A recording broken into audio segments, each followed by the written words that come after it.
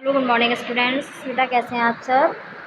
आज हमारा टॉपिक क्या है बेटा? आज हमारा टॉपिक है कॉमन फैक्टर। कौन सा टॉपिक है आज हमारा? Common factor. ठीक है, हमने पहले क्या पढ़ा था? कॉमन मल्टीपल पढ़ा था। आज हम पढ़ेंगे कॉमन फैक्टर। तो आज डेट कितनी है बेटा? आज डेट कितनी है? 30। कितनी? 31। कितनी है आज डेट?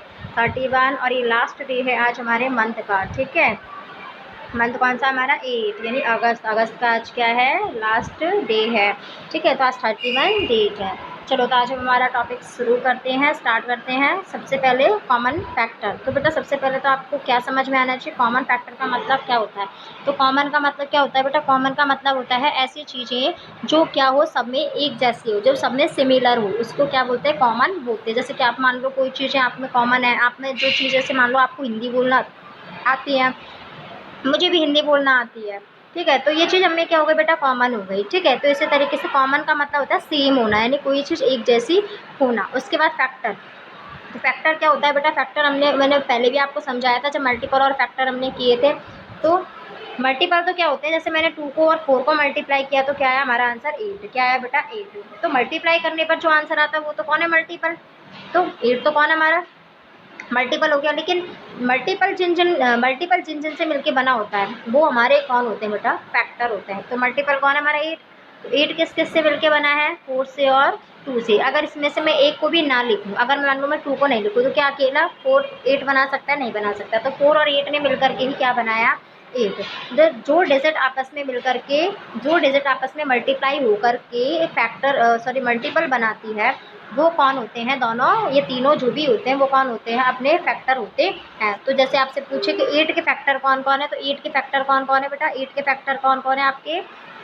2 एंड 4। 2 एंड 4 किसके फैक्टर है? 8 के फैक्टर है। और 2 और 4 के मल्टीपल कौन है? 8। ठीक है, 2 का मल्टीपल 8 हो सकता है, 4 का मल्टीपल भी 8 हो सकता है। क्यों हो सकता है? क्योंकि 2 की टेबल में भी आता है और 8 की 2 और 4 मिला करके क्या बना रहे हैं? हम 8 बना रहे हैं। तो 2 का और 4 के दोनों के मल्टीपल कौन हो सकते हैं? 8 हो सकते हैं। ठीक है, तो फैक्टर समझ में आ गया, यानी कि मल्टीपल, जो मल्टीपल बनाते हैं वो कौन होते हैं? फैक्टर होते हैं। जैसे मैंने फर्स्ट आपको एग्जाम्पल दिया है 4 एंड 18। कौन है बेटा? 4 एंड 18।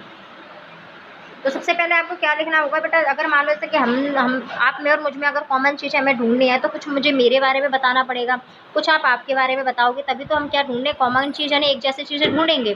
ठीक है, जब तक हम एक जैसी चीज़ें अगर हमें आपस में पता नहीं होगा तो हम कैसे एक जैसी चीज़ें ढूंढ पाएंगे? तो हमें क्या करना है? कॉमन क्या ढूंढना है? हमें कॉमन फैक्टर ढूंढना है। तो हमें क्या करना पड़ेगा? पहले एक दूसरे के जो भी डिजिट आपको दे रखी है उनके क्या राइट करने पड़ेंगे? पहले फैक्टर राइट करने पड़ेंगे। ठीक है, तो हमको क्या करना है? 4 का और 18 का कॉमन फैक्टर लिखना है। तो सबसे पहले किसका फैक्टर लिखेंगे आप? 4 का। किसका लिखेंगे? 4 का।